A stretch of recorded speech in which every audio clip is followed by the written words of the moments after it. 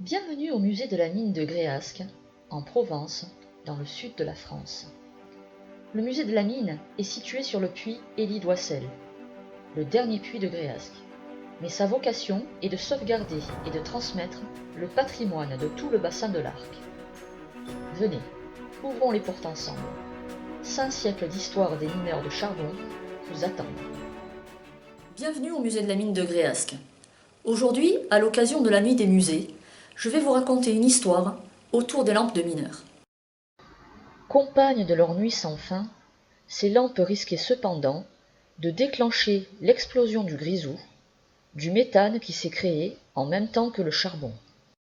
Mais elles permettaient aussi de prévenir des dangers de gaz, le grisou ou le monoxyde de carbone. Cette lampe que je vais vous présenter est une évolution de la lampe Davy qui s'est créée au XIXe siècle. La cuirasse en métal, placée autour d'un grillage, sert à le protéger des chocs et de la casse.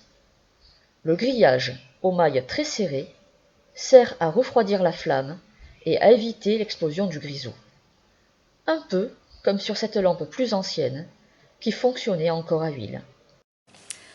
Mais revenons à notre lampe qui fonctionne à benzine. Quand la flamme baisse ou s'éteint, c'est qu'il y a du monoxyde de carbone ou un manque d'oxygène, et donc un risque d'asphyxie. Quand la flamme est haute et prend une couleur bleu-violet, c'est qu'il y a du grisou, du méthane, et donc un risque d'explosion. Cette lampe était souvent offerte aux mineurs à leur départ en retraite au cours du XXe siècle. Bonjour à tous, bienvenue au musée de la mine de Gréasque. Aujourd'hui, je vais vous parler de certains objets de la mine, certains outils utilisés au fond de la mine et de leur évolution, des années 1920 jusqu'aux années 1950 et même au-delà. Premier outil très utilisé par les mineurs sur ce puits en particulier, la pioche ou plutôt le pic. On devrait plutôt dire les pics d'ailleurs, car il y a eu plusieurs types de pics pour les mineurs adaptés à différents types de terrains. Le pic avec le fer le plus effilé, c'est celui pour le charbon, car le charbon se gratte. On parle d'abattage, mais le but n'est pas de frapper fort, c'est de gratter pour le faire descendre, le faire tomber. Le charbon de Provence, le lignite, était particulièrement feuilleté et permettait donc d'être très bien gratté. Mais on utilisait d'autres pics, en particulier des pics au fer plus large, à l'arrière plat, qui permettaient de casser la pierre, la roche, plus facilement. On prenait le pic, on le plantait dans la paroi, dans la roche, et on prenait ensuite une masse pour taper à l'arrière et faire éclater la roche plus facilement. Les outils évoluent avec le temps. Nous avons parlé du pic, soit pour le charbon, soit pour la roche. Mais pour la roche, le mieux, c'était les perforateurs. Si vous voulez, des sortes de perceuses qui permettent de faire des trous dans la roche pour ensuite y mettre des cartouches d'explosifs et faire donc exploser la pierre à distance. Ce travail était celui du boute-feu. On ne pouvait pas s'improviser du jour au lendemain aux explosifs. C'était bien entendu très dangereux. Il fallait veiller à ce qu'il n'y ait pas de grisou et à ce que tout le monde ait quitté le secteur auparavant. Au niveau des perforateurs, il y a eu différentes générations. Le tout premier, c'était le perforateur à cliquet. Un peu comme une chignole sans électricité, sans moteur, on tourne une manivelle qui clique et qui fait progresser la mèche pour casser la roche et faire des trous petit à petit. Avec le temps, on est passé au marteau-piqueur pour le charbon et à d'autres types de perforateurs avec de l'air comprimé pour casser la roche plus facilement. L'idéal aurait été le perforateur Atlas qui se trouve donc sur sa grosse béquille derrière moi. C'est un perforateur qui permet d'avoir beaucoup de pression pour creuser vraiment très profondément dans la roche. Les mèches étaient emboîtables et permettaient donc de faire des trous très profonds pour mettre l'explosif. Même s'il y avait de la pression qui aidait beaucoup au travail de l'homme, lorsqu'il fallait sortir les mèches du trou qui faisait plus d'1 mètre de profondeur, c'était quand même très difficile pour eux. Et lorsqu'ils poussaient pour accompagner le percement de leur trou, il arrivait que les mèches cassent et que les hommes finissent par se planter parfois la mèche dans le ventre ou à l'endroit où ils poussaient. Cet appareil était donc très intéressant pour creuser plus facilement qu'auparavant, mais aussi physique et très dangereux, sans parler du bruit qui faisait très mal aux oreilles des hommes. Parlons maintenant sécurité dans les mines. Le premier risque, le plus évident, c'était l'effondrement du toit des galeries. Il y avait différentes façons de se protéger de ce problème-là, de ce danger-là. Bien entendu, le premier, c'est d'avoir un chapeau adapté aux chutes de pierre. Ça ne protège que des petits éléments et non pas des gros effondrements, mais c'est déjà une protection intéressante. Au départ de ce puits, dans les années 1920, la protection pour les mineurs à ce niveau-là, c'était la barrette, le chapeau en cuir bouilli, qui protège des chocs, mais qui est également très chaud, qui fait beaucoup transpirer, qui est très rugueux sur le crâne, et donc très déplaisant. Les mineurs l'enlevaient souvent, car ils ne pouvaient supporter de travailler avec ça sur la tête quand il faisait 40 degrés au fond. Avec le temps, on a proposé aux mineurs d'autres types de chapeaux, ce qu'on imagine de nos jours très facilement, ce qu'on appelle souvent la lampe casque, puisque la lampe a été fixée sur le casque pour éclairer facilement. La lampe casque, c'est comme un casque de chantier, avec la lampe fixée dessus. Un casque de chantier en matière plastique. Ces casques étaient bien mieux parce qu'ils laissaient passer l'air, ils étaient moins rugueux, moins chauds, et ils permettaient d'amortir un petit peu plus les chocs de pierre lorsqu'ils arrivaient. Ce n'est pas suffisant en cas d'effondrement important. À ce moment-là, il fallait plutôt penser étayage. L'étayage initial, c'était avec le bois, on parlait de boisage. C'est ce qu'on a longtemps connu sur ce puits. Les bois, les poutres, étaient placés sur les côtés ainsi qu'au sommet pour former une sorte de cadre en bois de pin. Le bois craquait avant de casser et prévenait ainsi des risques d'effondrement avant qu'il n'intervienne. Le bas des poutres était taillé en pointe de crayon de façon à casser ou à s'enfoncer dans le sol tout en maintenant le reste de la poutre droite et encore en protection.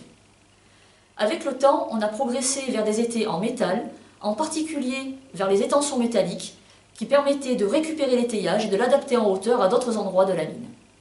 Bien entendu, rien de comparable avec les derniers types d'étayage à Gardanne, à plus d'1 kilomètre sous terre, où on utilisait à ce moment-là le soutènement marchand, des soutènements hydrauliques, des piles, des vérins hydrauliques, qui permettaient de maintenir et également d'avancer au fur et à mesure que l'on creusait dans le charbon.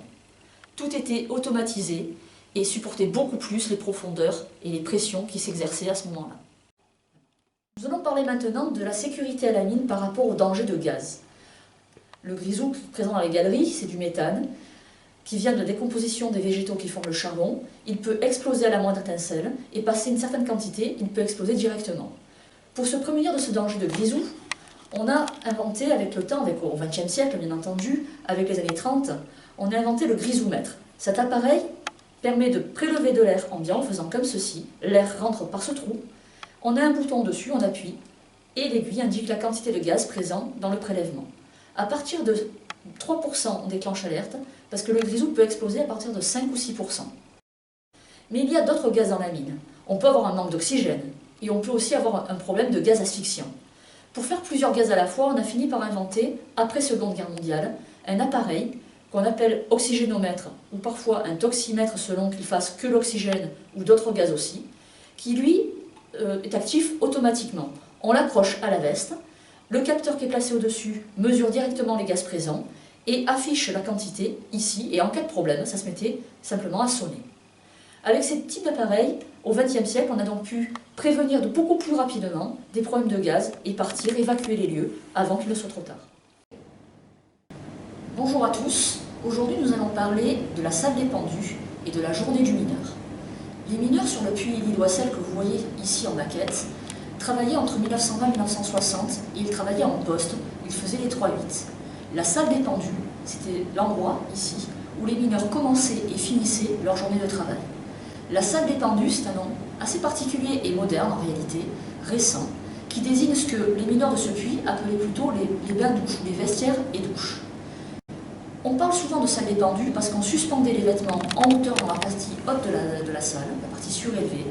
On faisait monter des paniers avec les vêtements personnels, on mettait ses vêtements de mamie pour aller au travail, et à la fin de la journée, on faisait l'inverse bien évidemment. Entre les deux, la douche nécessaire puisque les mineurs étaient très justement surnommés les gueules noires, puisqu'en remontant de la mine, le charbon s'était collé sur leur peau partout, et la douche était plus que nécessaire. On raconte d'ailleurs que les mineurs se douchaient à la queue leu les uns avec les autres et se frottaient le dos mutuellement.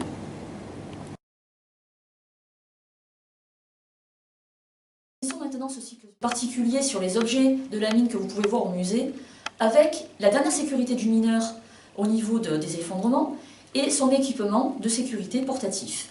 Portatif, mais très lourd. Donc la lampe casque arrive avec les années 1947, à la fin de ce puits, et donc va se développer sur Meyreuil et Gardanne largement. Il est pratique, avec son arceau intérieur qui adapte au crâne de chacun, et sa lumière, sa lampe, qu'on peut régler donc avec 2 positions d'éclairage pour ne pas éblouir les collègues que l'on croise dans la mine. Bien entendu, ceci se portait à la ceinture. Vous avez ici la batterie qui alimente la lampe, donc une batterie électrique, et ici vous avez ce qu'on appelle le mini APEVA, qui permet d'ouvrir et d'avoir un masque respiratoire, un tuyau que l'on met dans la bouche, un pince-nez qui bouche le nez et des lunettes qui protègent les yeux des gaz qui peuvent parfois piquer au niveau des yeux. On a en gros 3-4 kg de poids à la taille. Mais ce n'est pas le seul équipement des mineurs. Au quotidien, les mineurs, surtout sur Meyreuil et Gardanne, portaient ceci, plus une sacoche avec des outils de base dont ils avaient besoin tous les jours, mais pouvaient également recourir à des éléments supplémentaires en cas d'accident, comme ce respirateur plus gros, qui dure bien plus longtemps que le précédent, que l'on portait à la ceinture. Celui-ci se porte bien entendu sur l'épaule, mais il ne se trouve que dans certains endroits de la mine, à intervalles réguliers. Il dure 1h30 et il permet d'évacuer beaucoup plus que le petit portatif.